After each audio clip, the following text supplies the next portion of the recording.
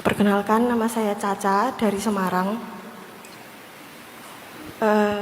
Sebenarnya saya Kristen, Ustadz. Ahlan wa sahlan. Maaf Ustadz, sebentar. Saya lahir dari orang tua yang berbeda, yang satu Islam, yang satu Kristen.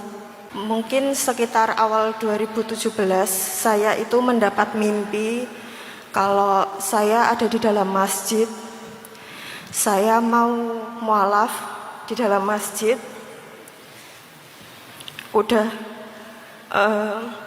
ada ustadz, ada bapak saya, ada keluarga dari bapak saya.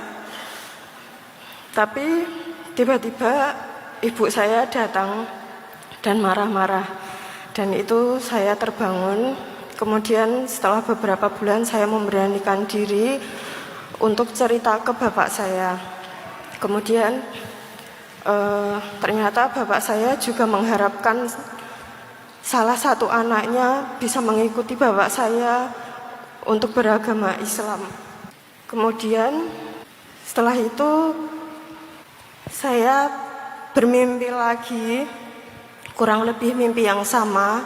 Saya sudah ada di dalam masjid, sudah ada bapak saya, keluarga dari bapak saya, tapi sama ibu saya marah dan tidak mau kalau saya ikut dengan bapak saya. Kemudian kurang lebih 2022 atau 2023, sekitar jam 10 malam saya itu sedang tidur. Dan tiba-tiba saya kurang tahu itu mimpi atau apa, cuman di telinga kanan saya ada suara laki-laki, dan di situ menuntun apa itu yang buat mualaf itu apa ya? Maaf. Ya, syahadat. 2 kalimat syahadat di telinga kanan saya, dan itu saya merasa saya mengikuti apa yang ada di bisikan telinga saya sampai 2 kalimat itu selesai dan saya terbangun. Dan di situ saya nggak tahu itu maksudnya apa. Dan 2 tahun terakhir saya juga sering mimpi atau beberapa bulan sebelum puasa itu saya selalu bermimpi kalau saya itu sholat id bersama orang-orang di sekitar saya yang beragama muslim. Kemudian saya juga sering kali cerita ke teman saya karena saya belum berani buat cerita ke orang tua saya. Saya mendapatkan dukungan dari teman-teman saya. Ada yang membelikan saya mukena untuk belajar sholat, tapi saya belum bisa buat sholat. Kemudian saya juga belajar puasa sampai akhirnya 2 minggu sebelum kajian Ustadz Hanan Ataki yang ada di Semarang kemarin, tiba-tiba saat saya scroll TikTok, beranda saya itu isinya Ustadz Hanan Ataki semua. Dan saya merasa kayak ada keinginan buat datang ke kajian Ustadz Hanan Ataki. Kemudian 2 minggu sebelumnya itu saya masih punya kesempatan buat beli tiketnya, akhirnya beli. Dan itu sebenarnya yang sekarang ini adalah kajian ketiga saya, dan saya bisa mendapat kesempatan ini untuk bertanya ke Ustadz. Pertanyaannya, apa yang harus saya lakukan Ustadz, atau apa yang harus jalan mana yang harus saya ambil, karena saya merasa saya ada di perahu yang kecil dan terombang-ambing dari 2 perahu besar yang ada di kanan dan kiri saya. Jadi, tapi di dua kapal besar yang ada di kanan dan kiri saya ini tidak ada tali ataupun tangga yang bisa membantu saya untuk naik. Jadi saya harus memilih jalan sendiri. Pertama, Allah Subhanahu wa taala memberi nasihat kepada semua hambanya. Kata Allah, la ikraha fid din. Tidak ada paksaan untuk memasuki agama Islam. Maka siapapun tidak boleh dan tidak berhak untuk memaksakan saudaranya, anaknya, orang tuanya, siapapun termasuk karyawannya untuk menjadi muslim. Itu tidak ada paksaan.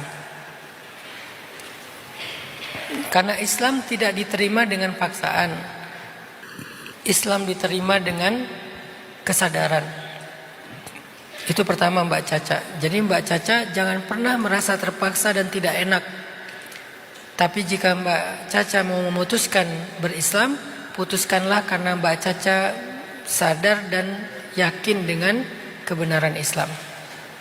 Dan tidak boleh juga ada yang memaksakan itu. Yang kedua,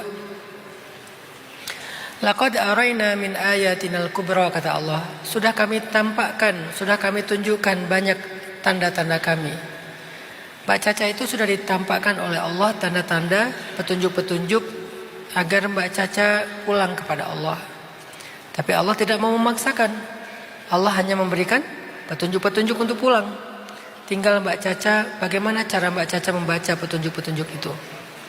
Kalau menurut saya, saran saya, jadilah seorang Salman Al-Farisi, pencari hidayah yang belajar dengan sungguh-sungguh secara objektif, mencari tahu, melakukan perjalanan-perjalanan yang gak mudah dalam hidupnya sampai dia menemukan hidayah dan bertemu dengan Rasulullah SAW. Mbak Caca sudah melakukan itu dari tahun 2017 atau kurang lebih ya, udah lama lah. Maka udah sampai di mana perjalanan Mbak Caca? Apakah semakin yakin, semakin memahami, semakin mengerti, bukan semakin tertekan oleh orang-orang yang mempertanyakan atau apapun walaupun niat mereka baik, tapi semakin ngerti nggak gitu?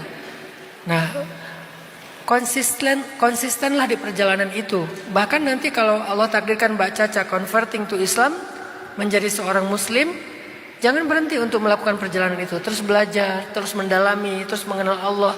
Termasuk kita sebagai muslim juga sama. Kita di perjalanan yang sama, di jalan yang sama. Hanya ada yang di depan, ada yang di tengah, ada yang di belakang. Dan saling susul menyusul dalam kebaikan. Jadi Mbak Caca teruslah belajar, teruslah menggali, teruslah mencari tahu.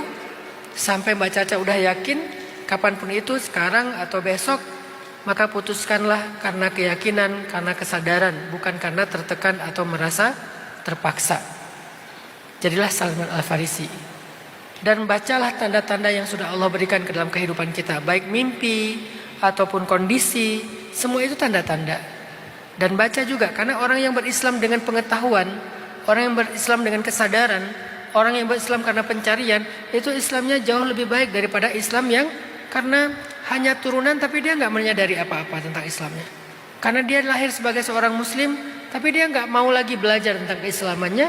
Mungkin dia hanya menjadi status muslim, tapi dia tidak memperbaiki diri sebagai muslim. Bisa aja Mbak Caca yang menemukan Islam di usia 20 tahun, 30 tahun, akan nyalip orang-orang yang Islamnya sejak lahir karena pencarian tadi, karena pemahaman dan pengetahuan tadi. Jadi tetap belajar terus sampai Mbak Caca yakin. Tetap bertanya, tetap membaca ayat-ayat Allah, termasuk tadi misalnya ada konten-konten saya di FYP-nya Mbak Caca ataupun mungkin di scrollingnya Mbak Caca. Semua itu petunjuk-petunjuk untuk Allah tampakkan kepada Mbak Caca biar pulang kepada Allah. Tapi tidak ada paksaan. Yang terakhir, nanti Mbak Caca belajar juga dari Mus'ab bin Umair, seorang sahabat Nabi yang diuji setelah dia masuk Islam justru oleh ibunya. Dia masuk Islam, ibunya nggak rela, sehingga ibunya meng-cut off dia dan menarik semua sponsorship ibunya kepada dia. Yang tadinya dia punya pakaian yang halus, fasilitas hidup yang sangat baik, tiba-tiba ditarik semua sama ibunya.